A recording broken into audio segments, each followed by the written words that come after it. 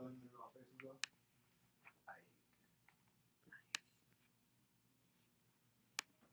Okay, guys. Did I accept you in? Did it let you come in? Totally denied. I wonder why it's not letting me in. That's just weird. What's going on for a second? There you go. That was weird. Okay. So this is quarter 2, week 2. This week we're looking at savings accounts. The one thing that I want to emphasize is on the 7th, November 7th, we're going to have a banking person come to our class, and I'm hoping you guys can go to the central lab that day, and she'll be here, I believe, at 1. I got to get confirmation. She's confirmed for sure for 12:30, so I'm hoping me pushing her back 30 minutes is okay. My hope is that you'll be able to come, because then you can ask questions about savings account, checking account, credits, difference between banks and credit unions and fees, and even if you can join her particular bank, which is credit, I think it's Aurora Schools Credit Union, some title like that. So that's kind of what's coming up in the near future. The next thing to remember is fall break is next week. Woohoo! Woohoo! And with fall break, that means I'm not going to be very available. I am taking vacation days on those ones. Not all of your teachers are. So send me a message if you need a question and you're working on your stuff. I will check my email in the morning and in the evening. And other than that, I'm on vacation. But I do still want to respond to you if you're processing through the class. So what we want to do is we want to look at the poll. We want to talk about our discussion question, and then we're going to work on a couple of problems that look like this week. Some of you will have already processed through it, but my hope is that you can then ask some questions and we can clarify a little bit. So the poll is organize the following interest rates in descending order, greatest to least. Those percentages. So which one do you think is the percent?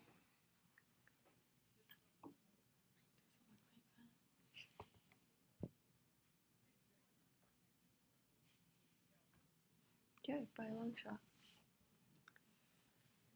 Here's something I want to start very good. Start again.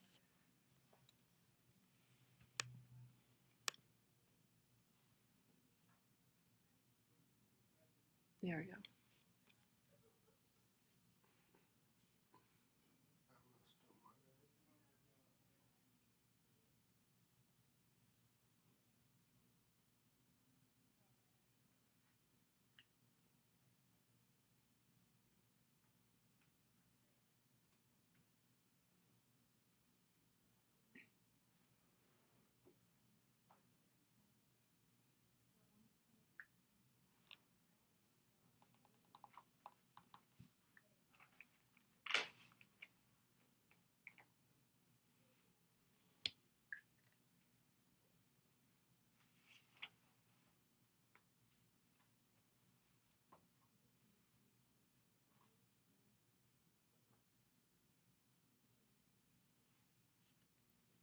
Okay, so everybody's voted. So how are we going to decide which ones are what they are? Sometimes people have a hard time with fractions, so what I'm going to do is I'm just going to type out what the fractions are, or not fractions. So we're going to do the fractions and change them to decimals. So we have 5.51, and then 5.5 would be 5.5. And what is 5 and 5/8? Anybody? What is it? I think you're right. Where'd you get that number from? Did you try it? Or do you just know your divide by eighths? Okay, yeah, because for me what I have to do is I go from 5.5 and then the next one would be 5.75. So what's in the middle of there? And then I'm like, well, it's a little bit over 6. And so that was actually how I selected. But good. So it's 5.625 and then 5.099 and then it's 5.6. So of all of those ones, which one is the greatest one? The one that's 5.6, because 5.6 would be like having $5.62, whereas the other ones would be, the bottom would be 5 and 60 cents. So that's kind of how I think about my decimals, is I turn it into money to see which one would give me more money. Because if you look at 5.099, they're trying to get you to think that 99 was the biggest number, but it had the zero in front of it, so you're really just really close to 10 cents versus the 99 and the dollar. So the correct answer is where the 75% is. Okay, cool. So let's kind of read through that um, quote that we have just below the red. The quote says, anything that we can do to raise personal savings is very much in the interest of this country. Do you guys know who Alan Greenspan is? All right. He's a guy who, has evaluated the economies of the nations and of the world and tries to give really good advice so we don't go into economic hardships and all that. And so this was one of his quotes. So we don't go dumping and diving down. Okay, so what I want you to do is I want you to think for a minute. I'll give you 30 seconds to think through the quote. And then we can share or we can type, whichever one you want.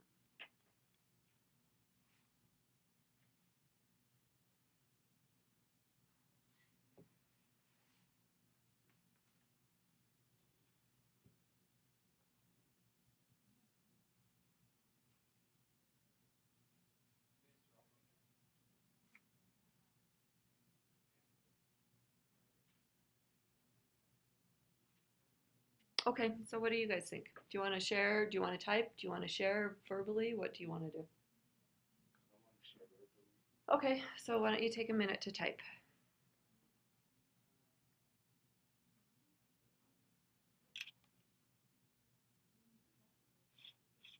Oh, Miriam's going to type over my quote. That'd be cool. Katie Beth isn't here to put in her millions of colors.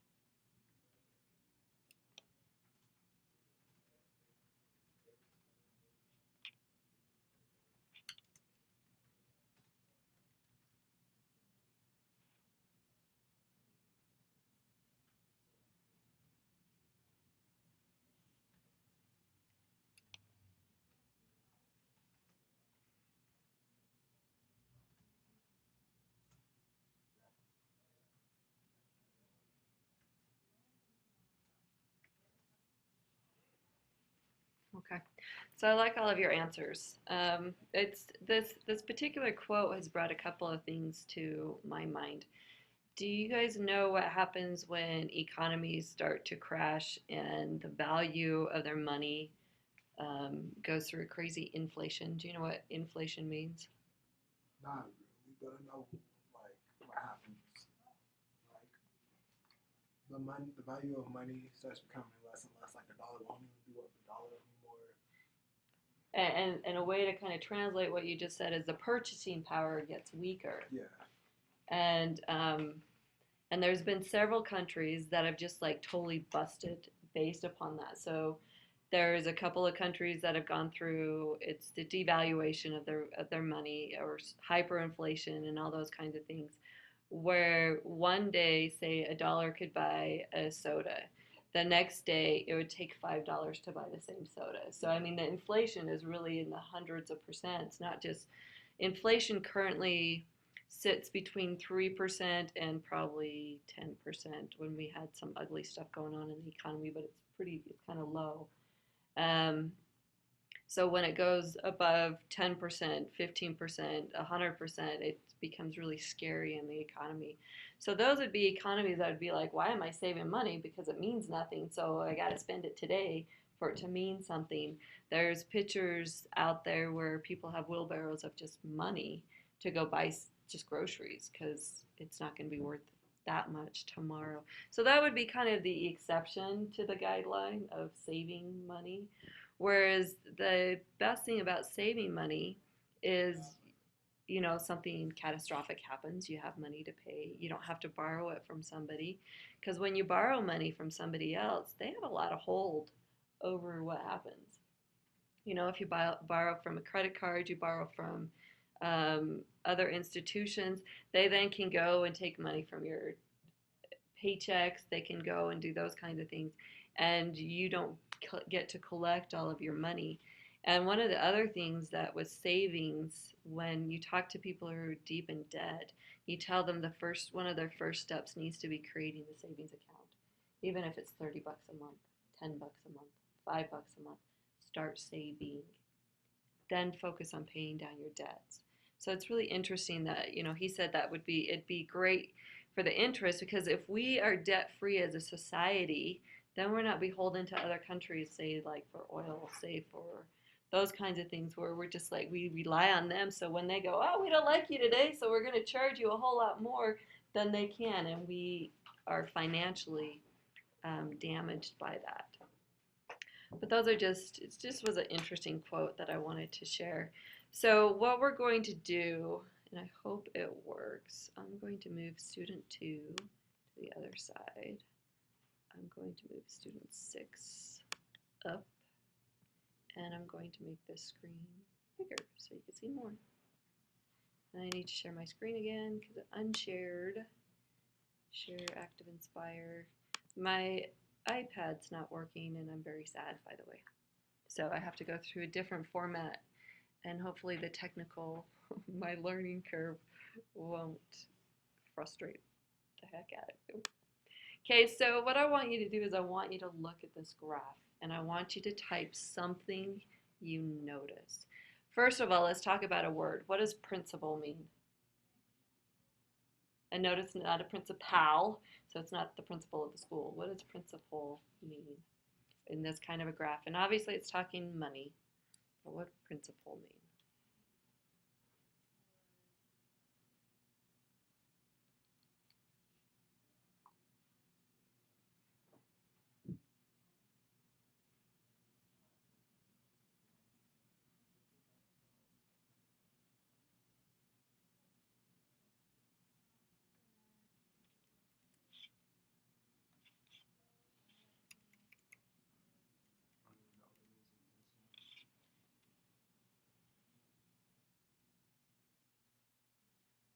So it's going to be the initial amount of the loan or of whatever we're starting with.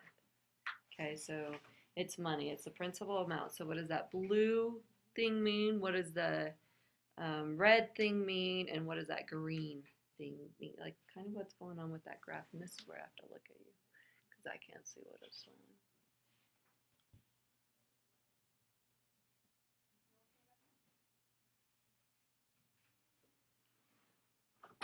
Okay. So if we were to put $1,000 into a bank account and we were to get, I don't even know what 10%, which by the way, if you put it in a bank account, that's a lot of interest because they don't usually give you 10% interest rate. But we're going to go into la la land for a little while and pretend. And if they were to just give us 10% each year on the base of our loan. So after 1 year on $1,000, we get $100. After 2 years on $1,000, we get another $100 because they're still good just going off of the base. That is what this red, okay, I have to figure out how to use this. Oh, I got to come over here. This is what this red one is. This red one, when we look at our lesson, is also what we call simple interest. So all it is gaining each year is $100. Okay. So at the end of 20 years, we've gained $2,000 because we gained $100 each year. Now, when we look at compound interest, so compound interest, and I want to go change my color, so I hope I can. I don't want that color. I want that color. So when we look at compound interest, what happens is this first year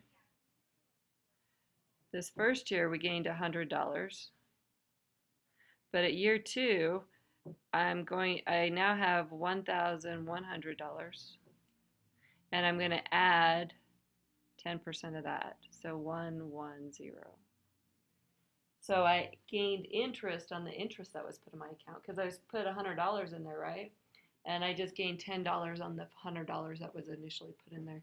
So that's what we do, compound. You know how if you get in trouble and then you do something bad and your things compound.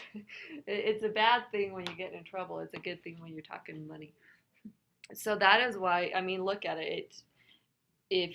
So after 20 years, when you're on simple interest, you just earned $2,000.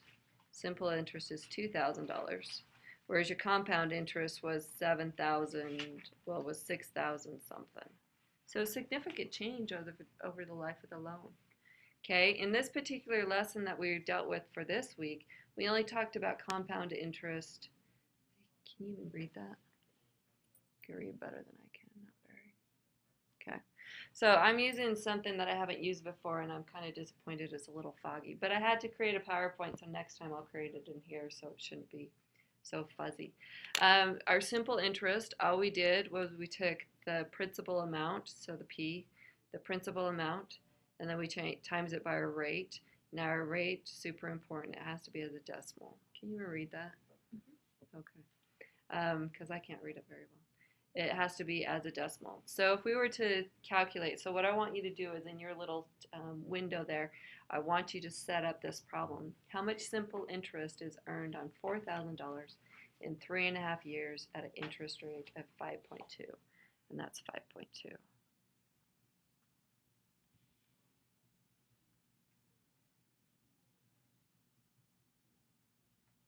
I'm learning how to write on a bamboo, and I'm not quite sure where I'm at on that one.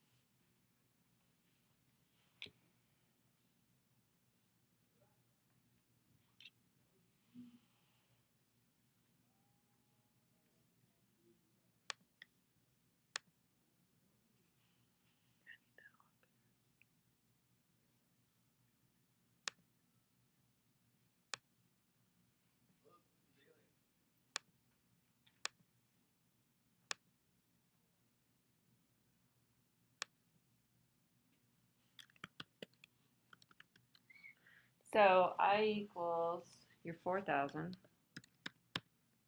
times your rate, and what did you put for rate? 0.0052 is what you need to do. And then how many years? How did you do 3.5 in years? 3.5. Okay. And what answer did you guys get?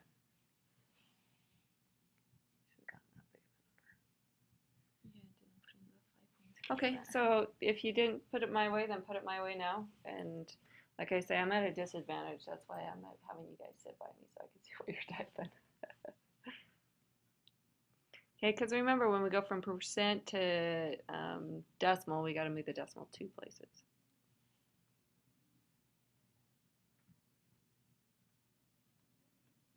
And so that equals 728. Is that what you got? 728. And so is that how much money that they now have? Because we want to take the interest and then we want to add the balance. And I'll put B for balance. So that would be 728 plus 4,000. And that would be 4,728. Kind of cool. So that's how much you'd have. But if I just asked you the interest is 728. If I asked you like the balance at the end of it all, then you'd put that. Okay, so let's kind of look at the difference between that and compound interest. Can you kind of see that formula? Kind of, yours shows up a little bit better than mine does. That's interesting.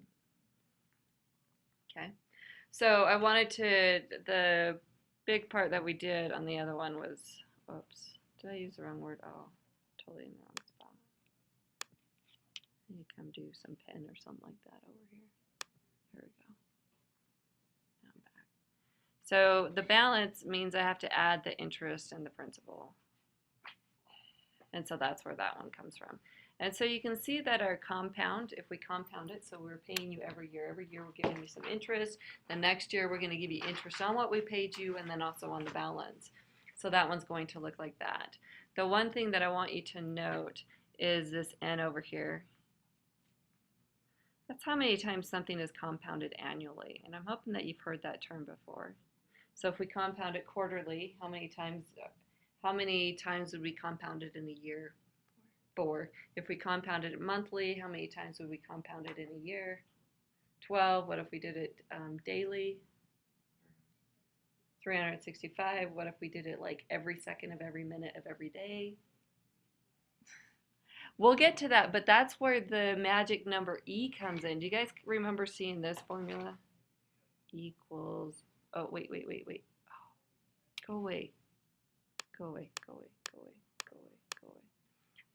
Where, oops, gotta come back over. B equals P E to the R T. Do you remember seeing that one in your life? No? Oh, that's too bad. You should see it.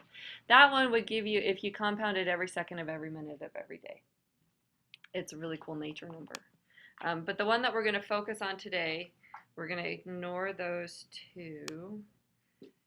This is the one that we worked with in our lesson, is when we just kept it simple. We just assumed that we're compounding it annually. So we look at the end of the year, we give you interest. The next year, we look at the end of the year, we give you interest on what was in your account, total in your account. So let's compare the two and see which one you would rather have. Oh, do I have any story in there? Okay, I do.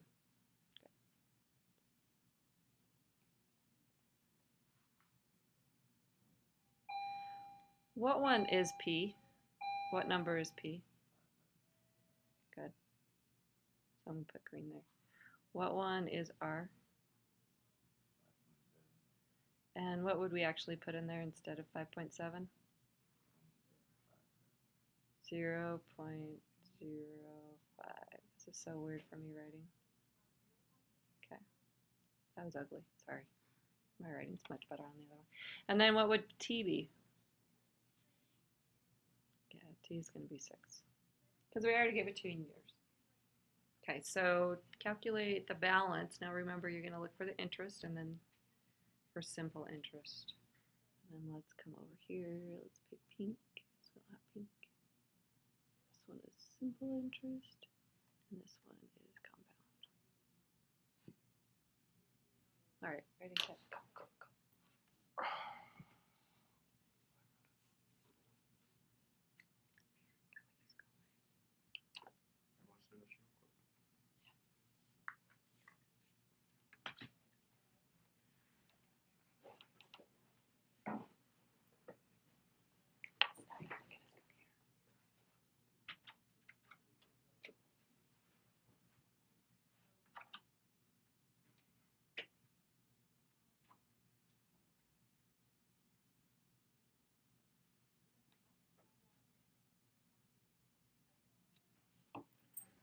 And I'm just kind of shadowing Miriam and just watching what she's doing. So I'm going to start writing down kind of the things that she's doing.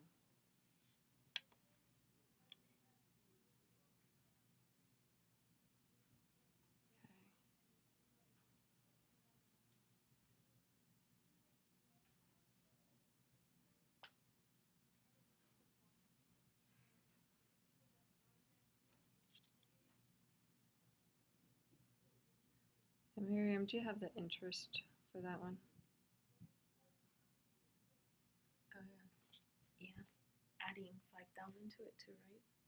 Well, just the other one. I'm going to do a baby step in here. so it's going to equal 5,000, and you have just the interest. 5,000 times 0.5. Oh, I screwed up. 0. Put a dot in there. Anytime I do that, I feel like I'm making faces. Plus 1710. Is that what you got when you multiplied those two together? Yeah. Okay. Not those two, but those three. So 1710 equals 6,007. 10. Beautiful, thanks. Okay, so then we're going to look at Monte.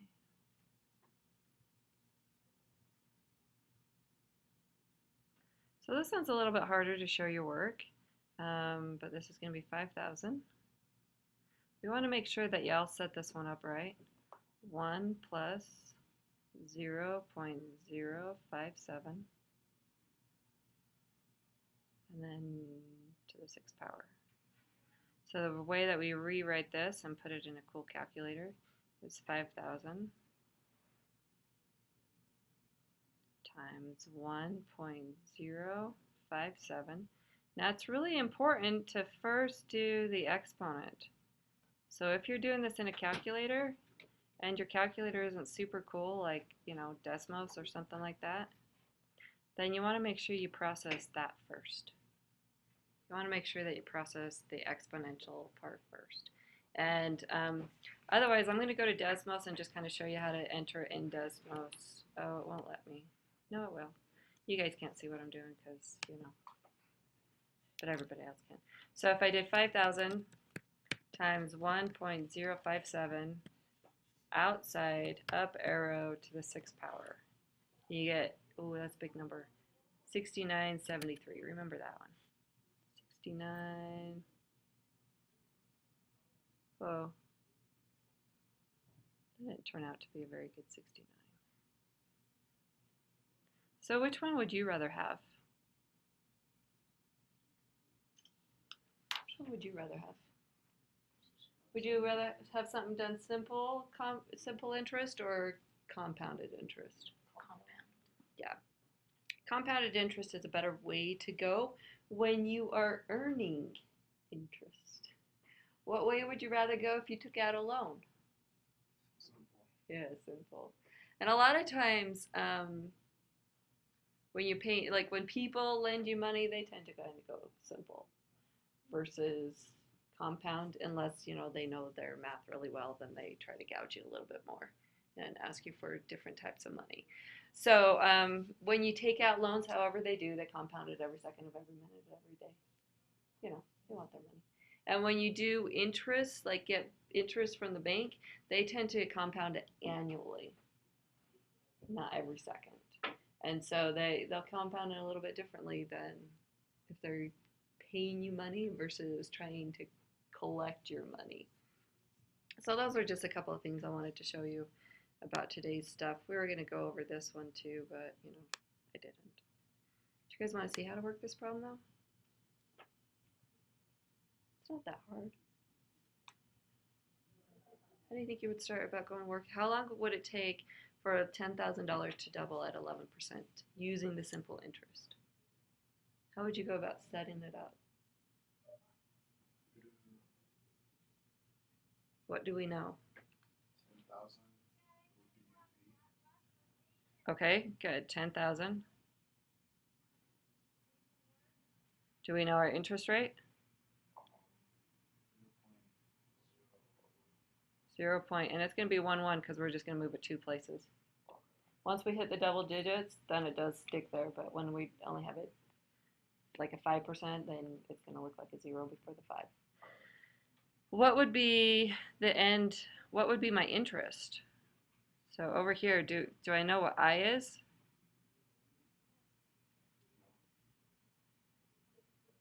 Can we figure it out though? Well, that would be like what our balance would be. So what would be our interest would be the 10,000.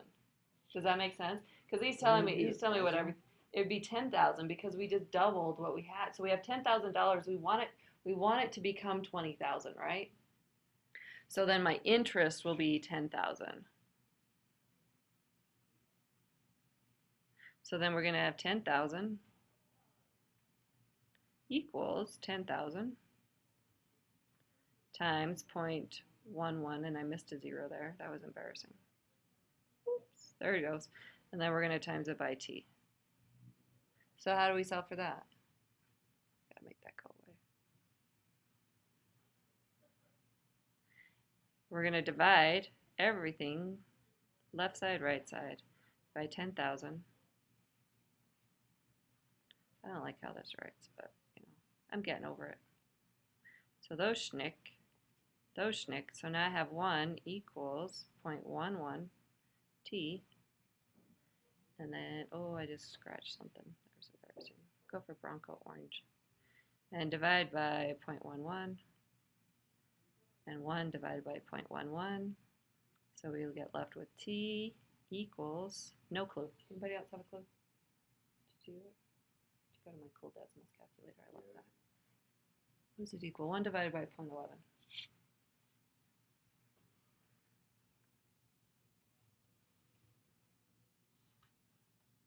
9. So we got 9.09. So just over 9 years. 9 years, 1 month, something like that. 9 years, 2 months, somewhere in there. It would take us to double. And that's a phenomenal interest rate. So if anybody's going to get that for you, then that's pretty good. Money markets can do that kind of interest rate. I can't remember. There's another money market. Stock market, but you usually have to be pretty well diversified. Cool. Does anybody have any questions? Did a good job coming in today. Nice. Nice. That's going to be my question. How long will it take $10,000 to double at 11%? I just found my webinar question. So remember your answers, and then you can post your webinar as soon as I get this posted up.